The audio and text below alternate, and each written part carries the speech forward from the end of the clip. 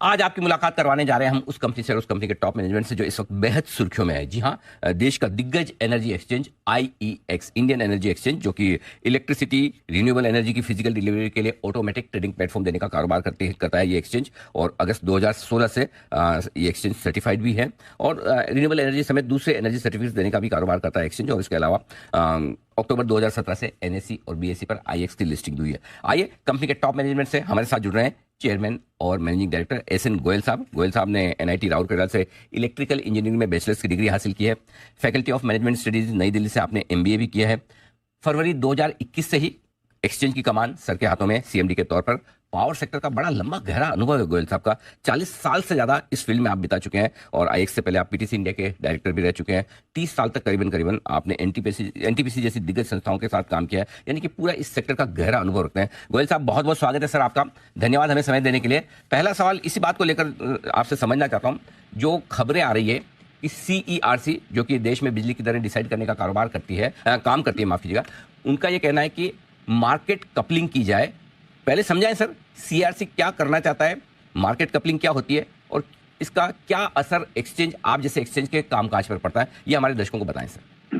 नमस्कार सिंघवी साहब। नमस्कार सर। देखिए, ऐसा है कि मार्केट कपलिंग का जो मतलब होता है कि जब डिफरेंट ज्योग्राफीज के अंदर में मार्केट ऑपरेट कर रही होती हैं तो आप उन मार्केट्स को कपल करते हैं जो कि मार्केट्स की एक डिमांड सप्लाई की जो डाइवर्सिटी होती है उसका एडवांटेज देने के लिए। ओके। जैसे यूरोप के अंदर में करीब 26 देशों को एक्सचेंज के थ्रू से कपल किया गया, क्योंकि किसी कंट्री के अंदर में ज्यादा हाइड्रो है, किसी के अंदर में न्यूक्लियर है, किसी के अंदर में थर्मल है, डिमांड वेरिएशन है because of the temperature difference. तो डिफरेंट मार्केट्स को कपल करके आपने डिमांड सप्लाई की डाइवर्सिटी का यूज किया और एक एफिशिएंट सिस्टम क्रिएट किया आपने। इंडिया के अंदर में अगर आप देखें तो हमारे तो सारे के सारे स्टेट्स और यूनियन टेरिटरीज ऑलरेडी मार्केट से कपल्ड हैं। It is a single market in the country. वो कहते हैं one nation one grid one price. ये तो ऑलरेडी हमारे यहाँ एग्जिस्ट कर रहा है। ओके। अभी इस जो कल का लेटर है जो मिनिस्ट्री ऑफ पावर ने इशू किया है सीआरसी को, इस लेटर के अंदर में जो मार्केट कपलिंग है, मुझे ऐसा लगता है कि ये कपलिंग शायद ये 3 एक्सचेंज है, इनको कपल करने की बात कर रहे हैं शायद ये। ओके। बट एक्सचेंजेस की कपलिंग नॉर्मली होती नहीं है। ये तो एक ऐसी बात हो गई कि जैसे हमने बीएससी और एनएससी को कपल कर दिया, ओला उबर को कपल कर दिया, तब तो एक मार्केट के अंदर में से कंपटीशन और इनोवेशन खत्म हो जाएगा। करेक्ट। तो ये जो डिफरेंट एक्सचेंजेस हैं बेसिकली क्रिएट इसीलिए की जाती है कि इनके बीच में आपस में कंपटीशन हो और ये नए नए प्रोडक्ट लेकर के मार्केट के अंदर में मार्केट पार्टिसिपेंट्स को फायदा हो। तो सर मैं जो समझ रहा हूँ कि एक्सचेंजेस की कपलिंग का मतलब ये हुआ कि हर एक एक्सचेंजेस पे पावर की ट्रेडिंग किस दाम पर होगी वो एक तरह से फिक्स हो जाएगी, चाहे आप आईएक्स में करें चाहे किसी और एक्सचेंज में। Right sir? नहीं सर, नहीं। ऐसा है कि पावर का जो प्राइस है वो तो डिस्कवर किया जाता है डिमांड एंड सप्लाई के बेसिस में। राइट। जब सप्लाई कम है, डिमांड ज्यादा है तो प्राइस ज्यादा आएगा। तो अगर गवर्नमेंट ने प्राइस फिक्स कर दिया तो फिर तो एक्सचेंज का रोल ही खत्म हो गया। Right sir. तो ये तो नहीं है। अब ये इसको देखना पड़ेगा, सीआरसी इसको देखेगी कि किसमें क्या करना चाहिए। जो प्रेजेंट मार्केट फ्रेमवर्क है जहां पर की वॉलंटरी मार्केट है, एक्सचेंज के ऊपर में पार्टिसिपेशन कोई मैंडेटरी नहीं है, इसके अंदर में लॉन्ग टर्म कॉन्ट्रैक्ट है, मीडियम टर्म, शॉर्ट टर्म है, ट्रेडिंग कंपनी से ट्रांजेक्शन होती है, तो पार्टिसिपेंट्स के पास में फ्रीडम है, वो जहां से पावर खरीदना चाहें खरीद सकते हैं। ऐसे वॉलंटरी मार्केट डिजाइन के अंदर में कुछ करने की जरूरत है या नहीं है, सीआरसी इन बातों को सोचेगा। सोचने के बाद में पब्लिक कंसल्टेशन करेगा और उसके बाद में वो देखेगा कैसा मार्केट का कंस्ट्रक्ट डिजाइन करना है जी, करना है कि नहीं करना है और कैसा करना है। तो गोयल साहब, आपने एक चीज क्लियर की कि इसमें प्राइसिंग को लेकर कोई रोल नहीं होगा। प्राइसिंग तो जैसे डिराइव होती है, मार्केट ड्रिवन होगी, वैसे होगी। बिल्कुल। तो फिर एक्सचेंजेस की कपलिंग का मतलब हुआ क्या? मतलब अगर समझो मैं पावर कंपनी हूँ और मुझे अपना पावर बेचना है, मैं आईएक्स के प्लेटफॉर्म पे आकर बेचता हूँ, दीप की पावर कंपनी उनको खरीदना है, या आकर हमारा प्रीफर्ड एक्सचेंज आईएक्स है, 95% वॉल्यूम रखता है। Right sir? अब इसमें क्या बदलाव आएगा? देखिए, ऐसा है कि अब इसका मतलब तो जब सीआरसी डिस्कशन करेगी तब पता लगेगा। बट एक जो मेरी अंडरस्टैंडिंग जो मुझे समझ में आया है, जो कल से लोग बात कर रहे हैं इसके ऊपर में, वो ये है कि तीनों एक्सचेंज के अंदर में जो सेल और बाई की बिड आएंगी, वो बिड एक जगह में एग्रीगेट हो जाएंगी और वहां पर प्राइस डिस्कवरी होगी। अच्छा, ओके। और उसके बाद में रेस्पेक्टिव एक्सचेंज को जो प्राइस डिस्कवरी हुई और जिसका बिड क्लियर हुआ वो बता दिया जाएगा और वो फिर आगे में सेटलमेंट कर रहे हैं उसका। अच्छा सर, तो एक मिनट माफ कीजिएगा, मैं आज थोड़ा आपको बीच में रोक के पूछ रहा हूँ ताकि वहीं समझता जाऊँ, क्योंकि एग्जैक्टली हमारे दर्शकों को ये समझना जरूरी है कि एक्चुअली बदल क्या रहा है। फॉर एग्जाम्पल, 2 एक्सचेंज है, एनएससी और बीएससी, राइट? और किसी को रिलायंस में ट्रेड करना है, तो किसी ने रिलायंस की बिड्स एनएससी पर डाली है खरीदने की, किसी ने बीएससी पर डाली है, किसी ने सेल बिड डाली, तो ये सारी जो बिड्स है वो एक साथ कपल होके एक साथ आ जाएगी, फिर जिसकी जो होगी वो मैच होती रहेगी। क्या यही करने का इरादा? परफेक्ट, बिल्कुल आपने सही कहा। ओके, फिर तो 3 एक्सचेंज और 2 एक्सचेंज की जरूरत क्या है? हाँ, तो इसलिए ऐसा है कि ये चीज मुझे लगता नहीं है कि it is very premature to talk about this thing. CRC है हाईएस्ट एक रेगुलेटरी बॉडी है कंट्री की, I am sure they will look into all this things and then decide about तो सर क्या अब इतना बड़ा डिसीजन, इतनी बड़ी चीज है ये, तो मतलब एक्सचेंज के लिए जीने मरने का भी सवाल है, तो क्या कहीं किसी तरह का पहले कोई डिस्कशन हुआ नहीं आप लोगों के साथ में? नहीं, इसके ऊपर में थोड़ा बहुत डिस्कशन हुआ था, कुछ व्यूज दिए गए थे, इसलिए मिनिस्ट्री ऑफ पावर ने सीआरसी को रेफर कर दिया है, क्योंकि सीआरसी ही बॉडी है जिसको डिसाइड करना है। एक चीज है, मुझे इसमें कुछ ऐसा, इस डिसीजन में कोई ऐसा फायदा मुझे दिख नहीं रहा है कि किसको फायदा होगा, क्या फायदा होगा, मतलब क्या कोई पावर परचेजर सेलर्स को कोई फायदा होगा? मुझे ऐसा कुछ नहीं लग रहा था। नए एक्सचेंजेस को कोई फायदा होता दिख रहा, तो फिर इस डिसीजन का फायदा क्या, मतलब ऐसा करने का फायदा क्या?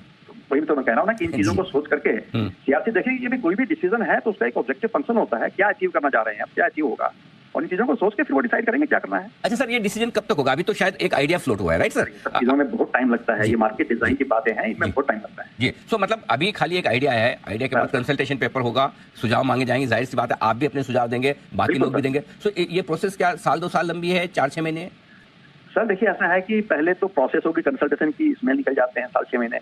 उसके बाद में अगर डिसाइड करते हैं तो फिर कौन मार्केट ऑपरेट करेगा, कौन कपलिंग ऑपरेटर होगा, क्या सॉफ्टवेयर होगा, कहाँ से लाया जाएगा सॉफ्टवेयर, कैसे डेवलप किया जाएगा, ये सब चीजें भी बहुत कुछ चीजें हैं, कैसे फाइनेंशियल सेटलमेंट होगा एक्सचेंजेस के बीच में, तो बहुत कुछ चीजें हैं जिसमें करने की जरूरत है। कि ये तो एक छोटा सा आइडिया है जो दिया गया है, फ्लोट किया गया है। बिल्कुल ठीक बात है। तो अभी मतलब लंबा समय वाला मामला है अगर ये होगा। अच्छा, अब एक सर हाइपोथेटिकल क्वेश्चन है, क्योंकि जो लोगों को डर है थोड़ा सा मार्केट में, कि अगर ये लागू होता है तो कितना असर आईईएक्स पर पड़ सकता है, वॉल्यूम्स के लिहाज से, बिजनेस के लिहाज से, कमाई के लिहाज से? क्योंकि आप देख रहे हैं सर, ब्रोकरेज रिपोर्ट भी आई है, ढेर सारे उन्होंने बड़े बड़े टारगेट काटे हैं, बड़ी चिंताएं जताई, तो मैं जरा वो समझना चाहता हूं कि क्या कुछ होगा।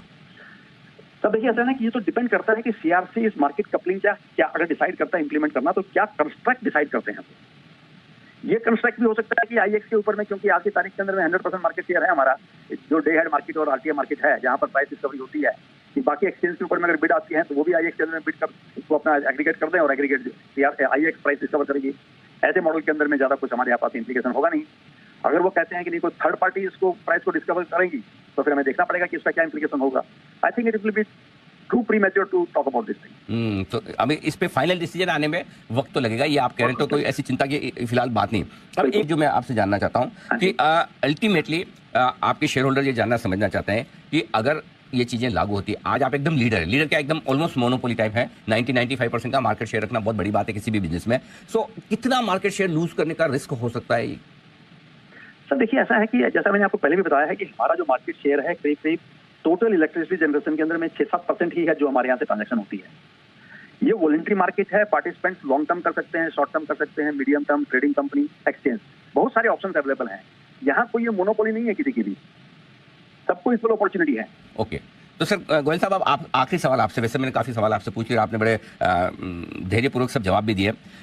आपके इन्वेस्टर्स के लिए मैं जानना चाहता हूँ, फिलहाल जो कुछ मार्केट का रिएक्शन है, नी जर्क रिएक्शन है, पैनिक रिएक्शन है, लोगों को डर लग रहा है कि एक्सचेंज का वजूद ही खतरे में पड़ जाएगा, अस्तित्व का क्या होगा, वॉल्यूम 25-50% घट जाएंगे, जैसे ऐसे कल से लागू होने जा रहा हो, ऐसा कुछ भी नहीं। जरा एक बार जरा उनको आप बराबर से समझा दें सर। नहीं, ऐसा कुछ नहीं है साहब, ऐसा कुछ नहीं है।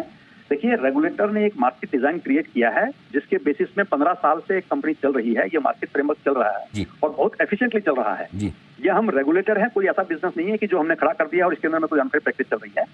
सीआरसी रेगुलेटर है, वो पूरा इसके अंदर में ओवरसाइट करता है, और मार्केट डिजाइन को चेंज करने में टाइम लगता है, इन चीजों को डिस्कस करने के अंदर में, इवॉल्व करने में। ये कोई ऐसा नहीं है कि कोई साल 6 महीने में चीजें हो जाएंगी, लंबा टाइम लगता है। बिल्कुल ठीक बात है। गोयल साहब, बहुत बहुत धन्यवाद आपका, आपने बहुत धैर्यपूर्वक सारे सवालों के जवाब दिए। और एक चीज़ के लिए सर मैं आपको कॉम्प्लीमेंट देना चाहता हूँ, तारीफ करना चाहता हूँ, वो ये है कि आमतौर पर किसी भी कंपनी के टॉप मैनेजमेंट इस तरह के माहौल में आकर बात करने से कतराते हैं, और स्पेशली जो सरकारी कंपनियां, उनके मैनेजमेंट तो बिल्कुल भी। लेकिन आपने बहुत इस मुश्किल समय में, जब आपके शेयर होल्डर्स जानना समझना चाहते थे, आपने सारे सवालों के जवाब दिए, बहुत अच्छी तरह से बताया भी कि क्यों उन्हें इतनी चिंता करने की जरूरत नहीं है। अभी लंबा समय अगर ये लागू हुआ तो भी, और लागू होने के पहले ये जस्टिफाई करना पड़ेगा कि क्यों लागू किया जाए। गोयल साहब, बहुत बहुत धन्यवाद सर आपका, हमें समय देने के लिए। थैंक यू सर, धन्यवाद आपका।